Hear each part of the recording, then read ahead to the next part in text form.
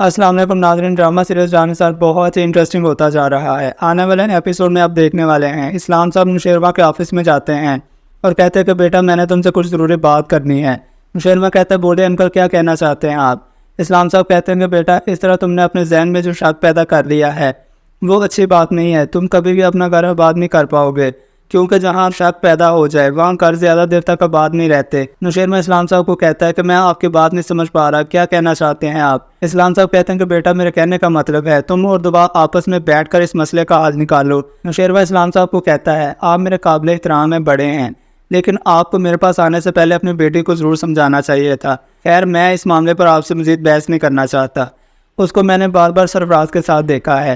2 دن پہلے جب ہاسپٹل میں وہ چیک اپ کروانے کے لیے آئی تھی تو سرفراز کے ساتھ تھی، لیکن دعا مجھے دیکھ کر حیران ہو جاتی ہے، اور دعا نے تو سرفراز کا ہاتھ بھی پکڑا ہوا تھا۔ اگر اس دن میں سرفراز کو اس کے ساتھ نہ دیکھتا تو میں اسی دن اس کو اپنے گھر میں لے آتا۔ نوشیروان اسلام صاحب کو کہتا ہے کہ آپ کی بیٹی نے میرے شک کو یقین میں بدل دیا ہے، میں اس کو واپس اپنی زندگی میں اب نہیں لانا چاہتا، وہ مجھے دھوکہ دے رہی ہے۔ آنے والے ایپیسوڈ میں آپ دیکھنے والے ہیں سرفراز کشمالہ کو کال کرتا ہے اور اپنے پیسوں کی ڈیمانڈ کرتا ہے اور کہتا ہے کہ دعا نے میرے ساتھ بہت غلط کیا، اس نے جان بوجھ کر تمہارے بارے میں پوچھا۔ یہ سن کر کشمالہ کہتی ہے کیا مطلب؟ سرفراز کہتا ہے میں نے اس کو بتایا کہ کشمالہ نے مجھے پیسے تمہارے لیے دیے تھے کہ دعا کو نوشیروان کے راستے سے نکال دو۔ یہ سن کر کشمالہ بہت زیادہ حیران ہو جاتی ہے اور کہتے ہیں کہ یہ تم نے کیا بکواس کی ہے۔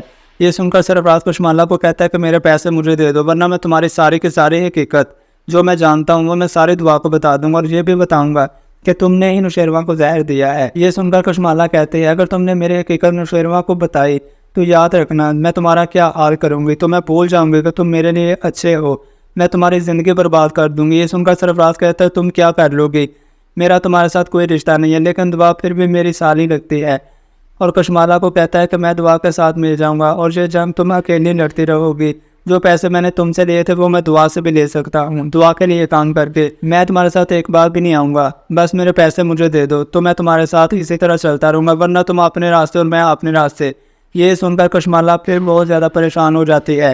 ناظرین کیا سرفراز کشمالہ کے ساتھ اسی طرح چلتا رہے گا یا پھر اس کے ساتھ دھوکہ کرے گا؟ کمنٹ باکس میں اپنی رائے کا اظہار ضرور کیجیے گا اور مجھے دیجیے اجازت، ملتے ہیں نیکسٹ انٹرسٹنگ سی ویڈیو میں، تب تک کے لیے اللہ حافظ۔